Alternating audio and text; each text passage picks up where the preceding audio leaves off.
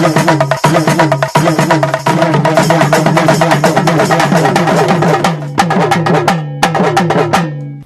பண்டிகையின் இறுதி நாளான காணும் பொங்கலும் இன்று முடிந்துவிட்ட நிலையில் இந்த ஆண்டு தடையை மீறி ஜல்லிக்கட்டு போட்டிகள் ஆங்காங்கே நடைபெற்றன. இனிவரும் ஆண்டுகளில் தமிழகத்தில் ஜல்லிக்கட்டு போட்டிகள் தடையின்றி நடக்குமா என்பது உச்சநீதிமன்றத்தில் விரைவில் வெளிவரவுள்ள தீர்ப்பை பொறுத்தே இருக்கிறது.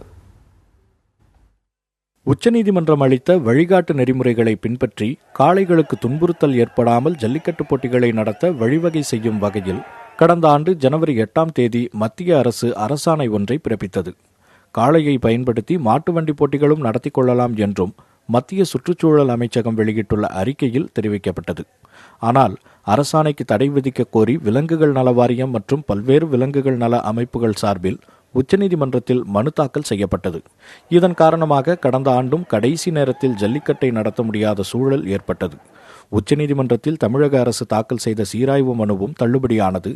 இந்த நிலையில் ஜல்லிக்கட்டுக்கு அனுமதி வழங்கி மத்திய அரசு பிறப்பித்த அரசாணைக்கு எதிரான வழக்கில் அனைத்து தரப்பினரின் வாதங்களும் நிறைவடைந்து கடந்த டிசம்பர் 7ஆம் தேதி தீர்ப்பு ஒத்திவைக்கப்பட்டது. இந்த வழக்கில் விரைவில் தீர்ப்பு அளிக்கப்படும் என்று எதிர்பார்க்கப்படுகிறது. இந்த ஆண்டே ஜல்லிக்கட்டு வழக்கில் பொங்கலுக்கு முன்பாக தீர்ப்பு வழங்கப்பட்டுவிடும் என பெரிதும் எதிர்பார்க்கப்பட்ட நிலையில் அது நடக்காமல் போய்விட்டது. ஜல்லிக்கட்டு வழக்கில் தீர்ப்பு எழுதப்பட்டு வரும் நிலையில் வரும் வாரத்திற்குள்ளாகவே இந்த வழக்கில் தீர்ப்பு வழங்கப்பட்டுவிடும் என எதிர்பார்க்கப்படுகிறது.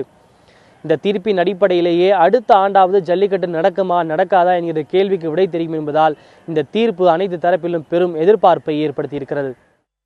இனி வரவிருக்கும் தீர்ப்பு எதிர்காலத்தில் ஜல்லிக்கட்டுக்கு சிக்கல்கள் ஏற்படுத்தாமல் இருக்க வேண்டும் என்பதே தமிழக மக்களின் கோரிக்கையாக இருக்கிறது.